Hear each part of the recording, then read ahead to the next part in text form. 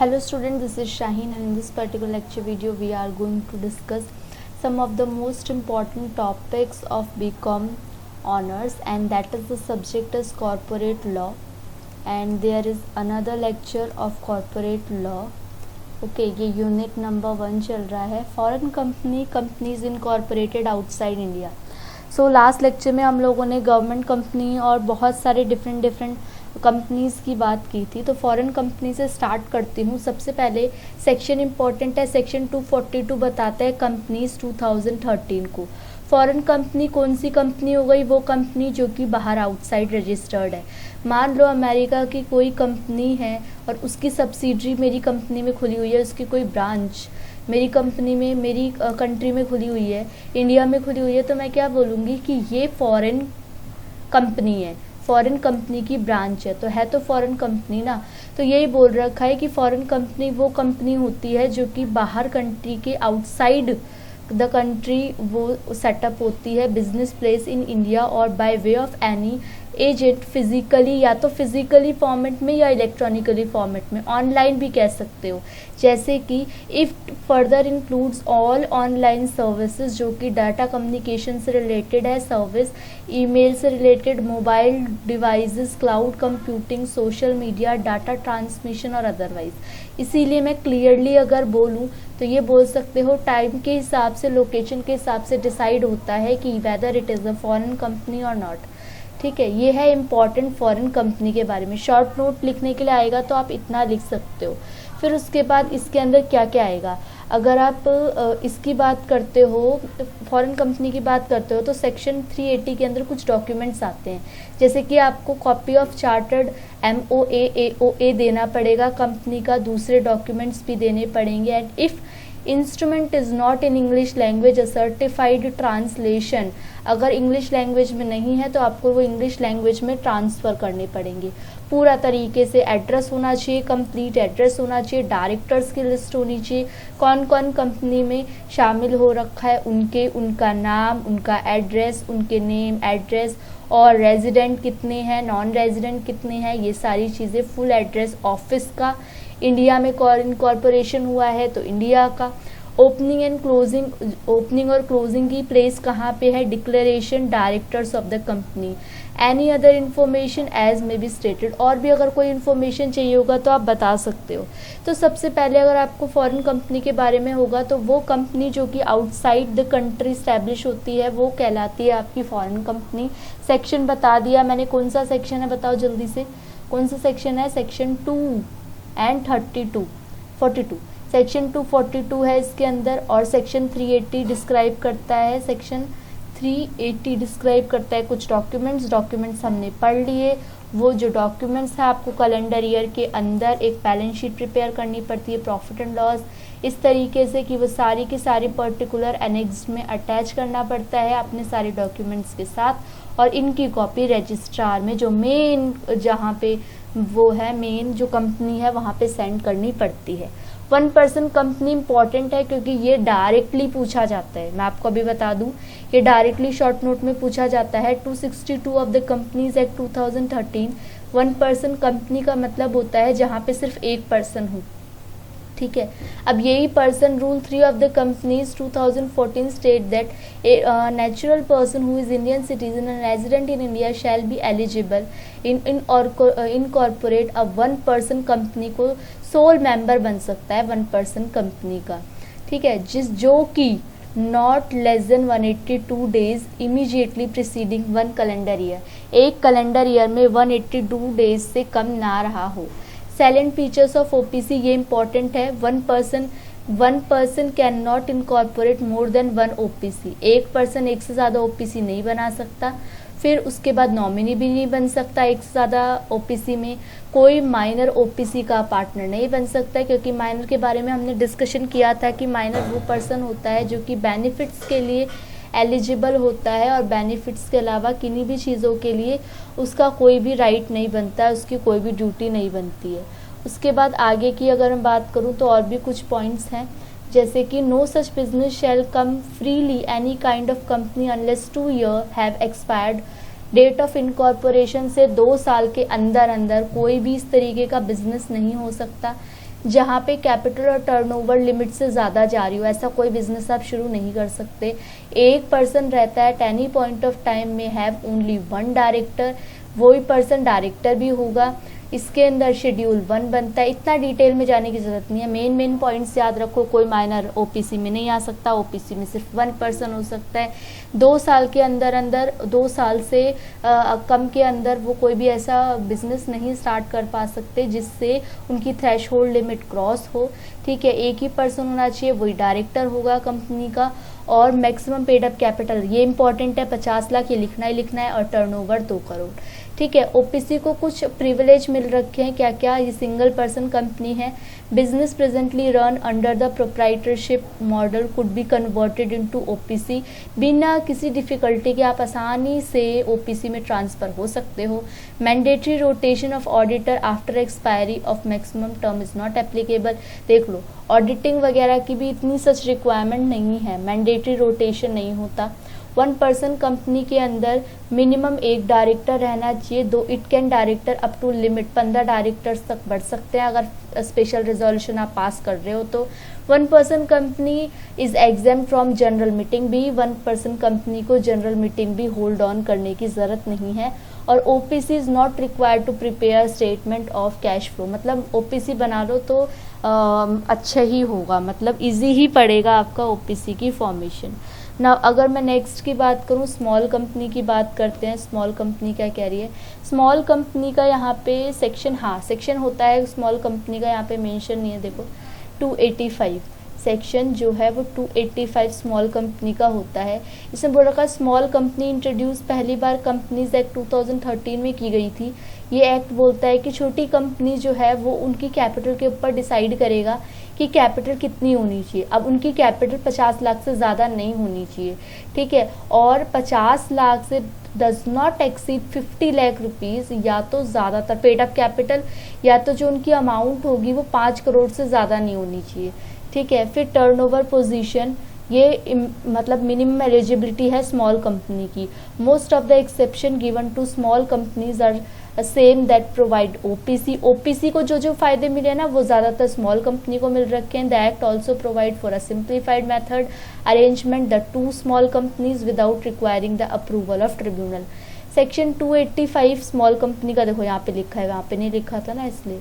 Section 285 लिखा है और यहाँ पे पेड अप कैपिटल के बारे में बता दिया, टर्नओवर के बारे में बता दिया।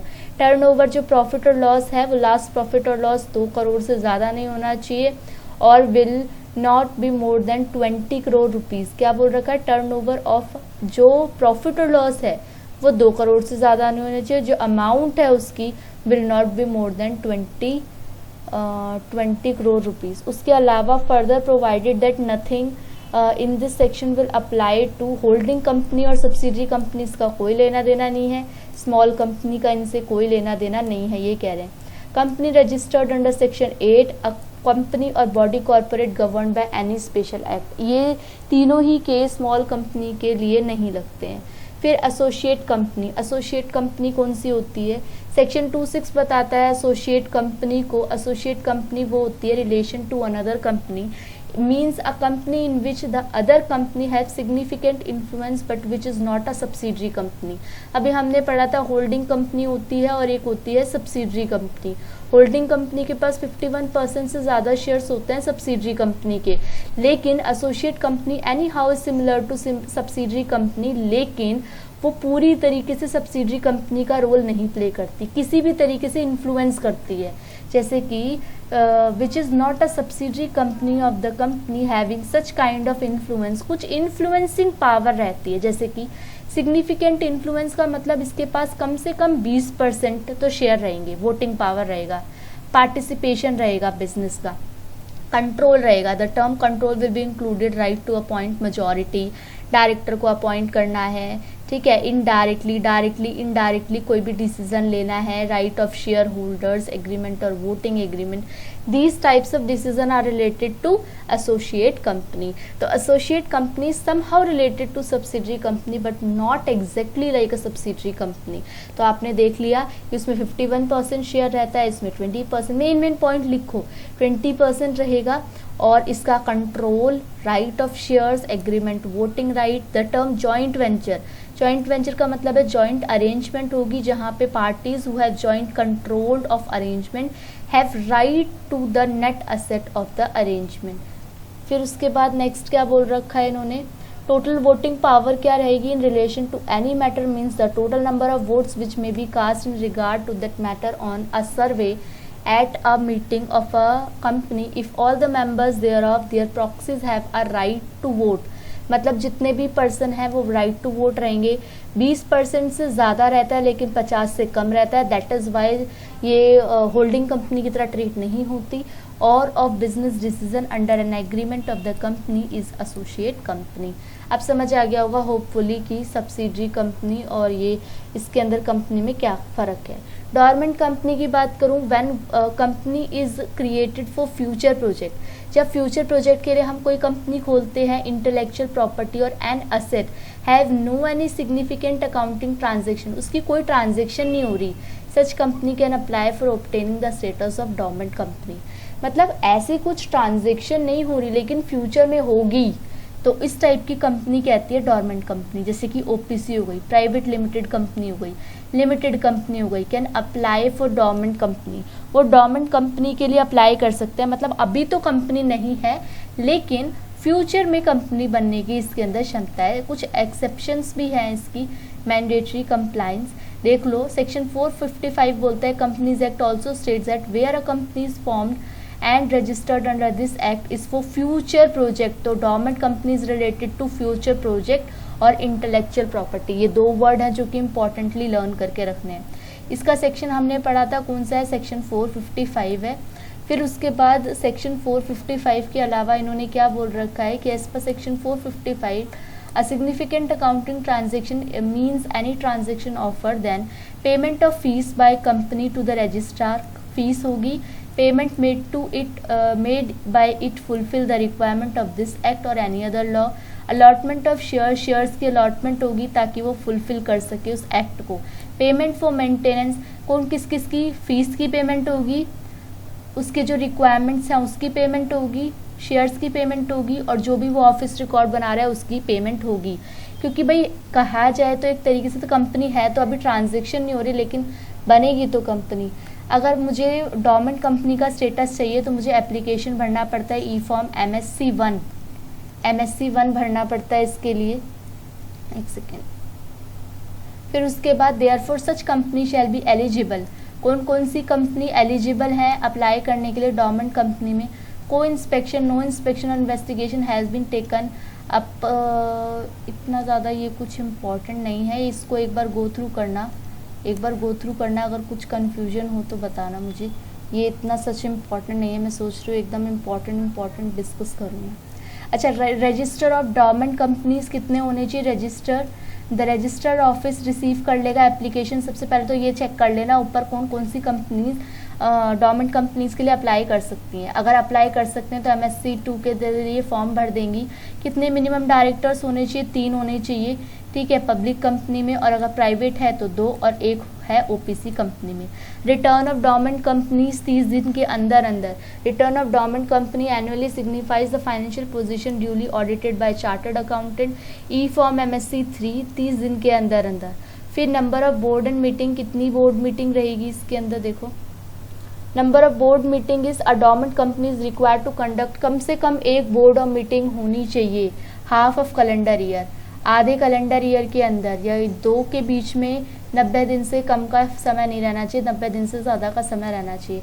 Application for seeking status of active company, अब डोरमेंट कंपनी से एक्टिव कंपनी बननी है तो क्या क्या करना पड़ेगा, तो एप्लीकेशन शैल ई फॉर्म MSc 4, उसके साथ रिटर्न भरोगे MSc 3 का भी जो ऊपर पड़ा उसका, in the respect of financial year.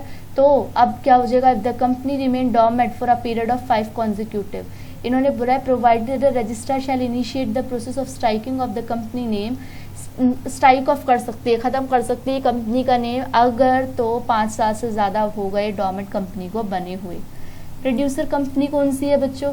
Producer company private company और कोऑपरेटिव कंपनी का, कोऑपरेटिव सोसाइटी का मिक्सचर है। प्राइवेट कंपनी और जो कोऑपरेटिव सोसाइटी जब मिल जाती है तो वो प्रोड्यूसर कंपनी बनाती है। ये भले के लिए होती है क्योंकि प्राइवेट कंपनी कहीं ना कहीं प्रॉफिट की बात करेगी और कोऑपरेटिव कहीं ना कहीं सोशल वेलफेयर की बात करेगी। तो जब दोनों को मिला दिया जाता है तो वो कहलाती है आपकी producer company. Cooperative enterprise, vibrancy, efficiency of company, ये यूनिक एलिमेंट होता है कोऑपरेटिव बिजनेस का। ये इंपॉर्टेंट डिसीजन है। करते क्यों हैं हम ये प्रोड्यूसर कंपनी बनाते क्यों हैं? बनाते हैं प्रोडक्शन के लिए, हार्वेस्टिंग के लिए, procurement, grading, pooling, handling, marketing, इस तरीके की एक्टिविटीज़ के लिए, या प्रोसेस के लिए, प्रोडक्शन के लिए, प्रोसेस के लिए, या किसी सामान को बनाने के लिए, मैन्युफैक्चरिंग, सेल और सप्लाई ऑफ मशीनरी, एजुकेशन देने के लिए, टेक्निकल सर्विस के लिए, generation, transmission, distribution of power. एक बार इसको गो थ्रू कर लेना। इंश्योरेंस ऑफ प्रोड्यूसर, ताकि एग्जाम में एटलीस्ट 2 से 4 पॉइंट तो याद ही आ जाएं एग्जाम के पॉइंट ऑफ व्यू से। तो ये सारी चीज़ें हैं जो कि प्रोड्यूसर कंपनी के लिए चाहिए होती है। अब इनकॉर्पोरेशन पे आओ। Incorporation of a producer company, 10 और more individual, each of them being a producer. 10 से ज़्यादा इंडिविजुअल होने चाहिए, 10 या 10 से ज़्यादा। 2 होने चाहिए 2 और मोर प्रोड्यूसर इंस्टीट्यूशन, और 10 से ज़्यादा कॉम्बिनेशन हो सकता है जो दोनों का मिक्सचर हो। अब इसमें कौन कौन से फॉर्म भरे जाएंगे वो इम्पॉर्टेंट नहीं है। Membership of producer company, producer और producer, a person being a producer और a producer institution can be declared as a member of producer company. जो आपका पर्सन है, जो प्रोड्यूसर है या प्रोड्यूसर इंस्टीट्यूशन है, वो प्रोड्यूसर कंपनी को स्टैब्लिश कर सकता है। सबसे पहले देखो प्रोड्यूसर का मतलब क्या है? कोई भी पर्सन जो कि ऐसी एक्टिविटी में जुड़ा हुआ है और कनेक्ट है जिसका जो मेन काम है वो प्रोडक्शन का है, जैसे कि animal husbandry, horticulture, floriculture, pisciculture, viticulture, forestry, ये मेन काम है तो वो प्रोड्यूसर कहलाएगा। और प्रोड्यूसर इंस्टीट्यूशन कौन सा है?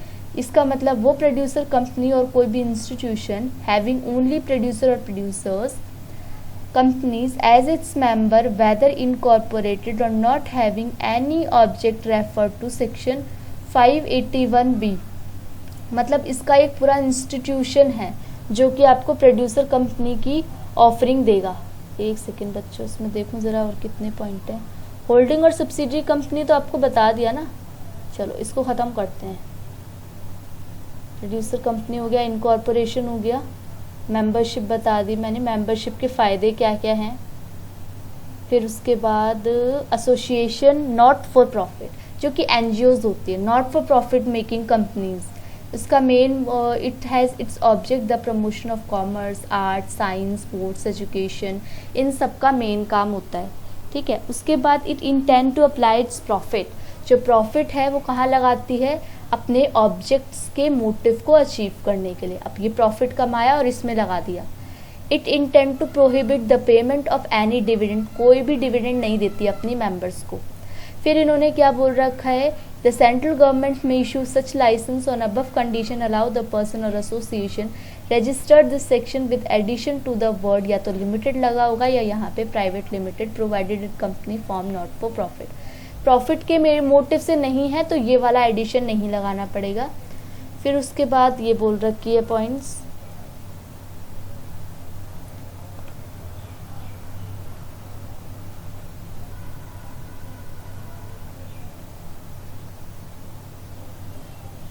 देखो क्या क्या पॉइंट्स हैं। लिमिटेड और private limited whatever may be the case to its name, the registrar will register the company accordingly after getting application. Application मिलने के बाद लिमिटेड लगाना है, प्राइवेट लिमिटेड लगाना है, नहीं लगाना, वो उसके बाद डिसाइड होता है।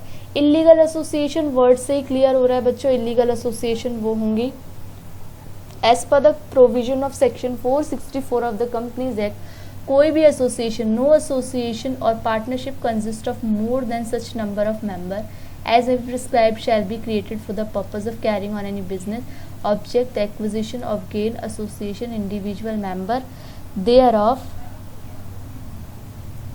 thereof unless it is registered of a company under this act law for the time, मतलब कोई भी ऐसी कंपनी नहीं होगी जो कि any unregistered association shall treated as illegal association provided such association has more 50 members। अगर आप लिमिट क्रॉस करते हो या आपका जो मेन ऑब्जेक्ट है वो लीगल नहीं है तो भी इस सेक्शन के अंदर एचयूएफ नहीं आते इसके अंदर एलएलपी नहीं आएगा, एसोसिएशन ऑफ पार्टनरशिप एलएलपी नहीं आएगा, एजेपी नहीं आएगा, जो आपके इसके अंदर जो एलएलपी जो बना हुआ है।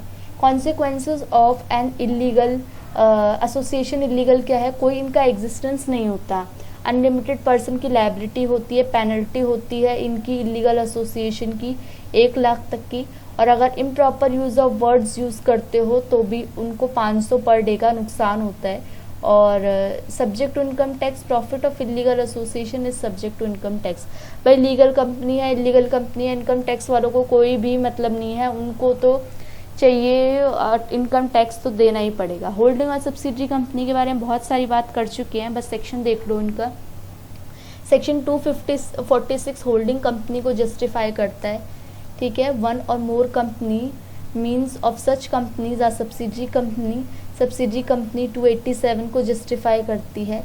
होल्डिंग कंपनी के पास कंट्रोल होता है, एक्सरसाइज होता है half of the share of capital, ठीक है, वो कंट्रोल करके रखती है होल्डिंग कंपनी को। और ये जो सेक्शन है वो ये भी बताता है क्या क्या और बताता है, a company will be deemed to be a subsidiary company of the holding company जब इसका control referred in section 1 sub clause 2 of the another subsidiary company holding company।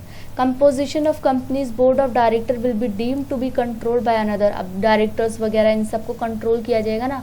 The expression company includes anybody corporate, कोई भी corporate यहाँ पे हो सकता है। Layer की बात की गई है। फिर सेक्शन 19 में बोल रखा है कि seeks to provide that subsidiary company shall not either by itself, खुद की कंपनी नहीं होती, इसकी नॉमिनी होती है जो कि होल्डिंग कंपनी होती है, और कोई भी holding company shall allot or transfer its share of any to any of its subsidiary company। क्या बोल रखा है कि कोई भी नो होल्डिंग कंपनी, कोई भी होल्डिंग कंपनी अलॉट नहीं कर सकती, ना ट्रांसफ़र कर सकती है अपनी जो सब्सिडरी कंपनी के शेयर है, ना वो अपनी फुल इन्फॉर्मेशन डिस्क्लोज कर सकती है। तो बच्चों ये था जल्दी से एक तरीके का आपका रिवीजन लेक्चर बोल सकते हो। इसके शॉर्ट नोट्स पॉइंट्स बना लो, एक बार इसकी समरी पढ़नी है तो समरी पढ़ लेना, इसमें सारी की सारी वही डिस्कशन होगी। अब आप लोगों से नेक्स्ट लेक्चर वीडियो में मिलेंगे, तब तक चैनल को सब्सक्राइब करो, शेयर करो as more as possible, okay, और अपना फीडबैक अच्छे फीडबैक प्रोवाइड करो। Thank you for watching.